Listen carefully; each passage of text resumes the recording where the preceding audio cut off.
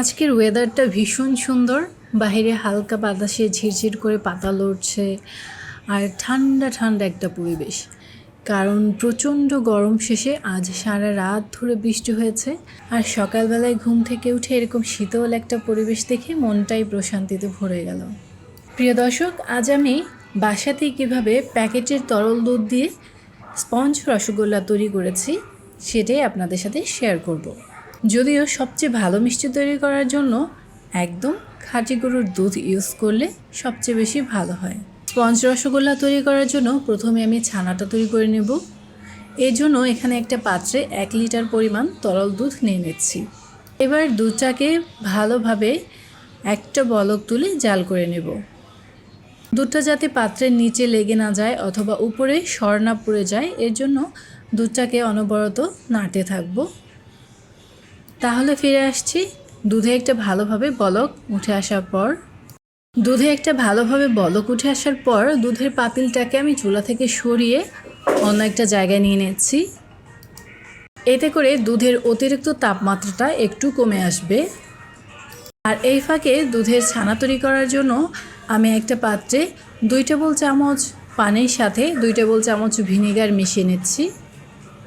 এবার এই ভিনেগার মিশ্রিত পানিটা দুধের মধ্যে অল্প অল্প করে মিশিয়ে নিচ্ছি। অল্প কিছুক্ষণের মধ্যে দেখতে পাচ্ছেন দুধের ছানাটা কিন্তু তৈরি হয়ে গেছে আর ছানার পানিটাও কিন্তু একটু হালকা সবুজ বর্ণের হয়ে আসছে। আর এই পর্যায়ে কিন্তু আমি একদমই ওয়েট করছি না, সাথে সাথে একটা পাতলা সুতি কাপড়ের উপরে ছানাটা ঢেলে দিচ্ছি। এরপর উপর থেকে ঠান্ডা পানি ছড়িয়ে দিচ্ছি। এতে করে ছানার অতিরিক্ত তাপটা কমে যাবে আর ছানাটার কুকিং প্রসেসটাও কিন্তু থেমে যাবে। ছানাটা পানি দিয়ে ধুয়ে নিলে ছানার মধ্যে ভিনেগারের স্মেলটাও কিন্তু চলে যাবে। তো এই পর্যায়ে এই সুতি কাপড়টাকে এরকম পেঁচিয়ে আমি ছানাটাকে ঝুলিয়ে রাখবো। এতে করে ছানার মধ্যে থাকা পানিগুলো কিন্তু আস্তে আস্তে ঝরে যাবে। এভাবে ছানাটাকে 1 থেকে 2 ঘন্টার মতো ঝুলিয়ে রাখলেই হবে। এরপর যদি মনে হয় যে ছানার মধ্যে পানি আছে কিনা, তাহলে এভাবে একটু চিপে চিপে দেখতে পারেন।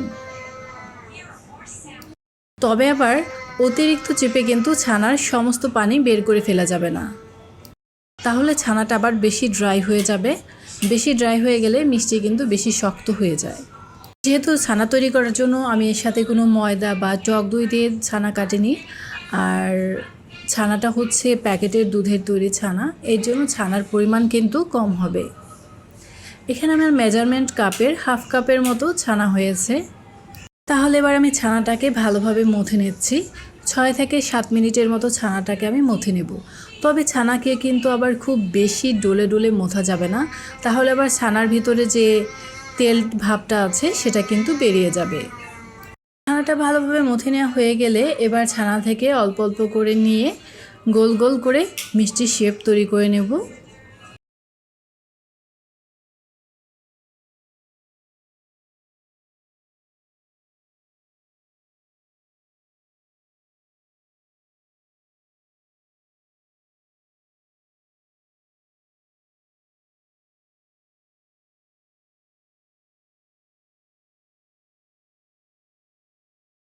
সবগুলো মিষ্টির বল তৈরি করা হয়ে গেলে ভেজা কাপড় দিয়ে মিষ্টির বলগুলোকে আমি ঢেকে রাখছি।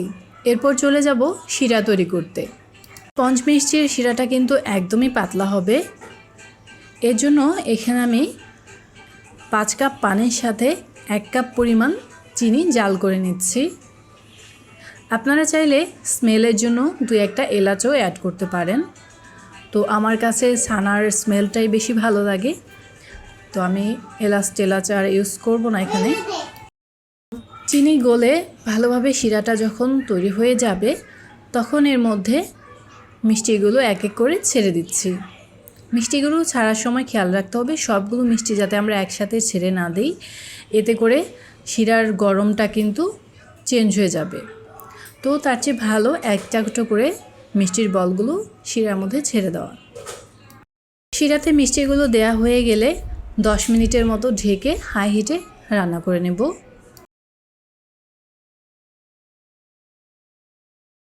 এরপর মিষ্টিগুলো যখন ফুলে যাবে তখন ঢাকনা খুলে আরও প্রায় 10 মিনিটের মতো হাই হিটে জাল করে নেব। এরপর চুলার তাপটা কমিয়ে দিয়ে ঢাকনা দিয়ে ঢেকে আরও প্রায় 10 মিনিটের মতো চুলার উপরে বসিয়ে রাখবো।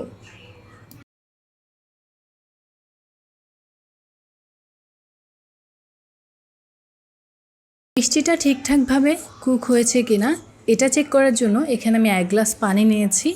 এবার এর মধ্যে একটা মিষ্টি ছেড়ে দিলে মিষ্টিটা যখন পানির নিচে ডুবে যাবে তার মানে মিষ্টিটা ঠিকভাবে কুক হয়ে গেছে।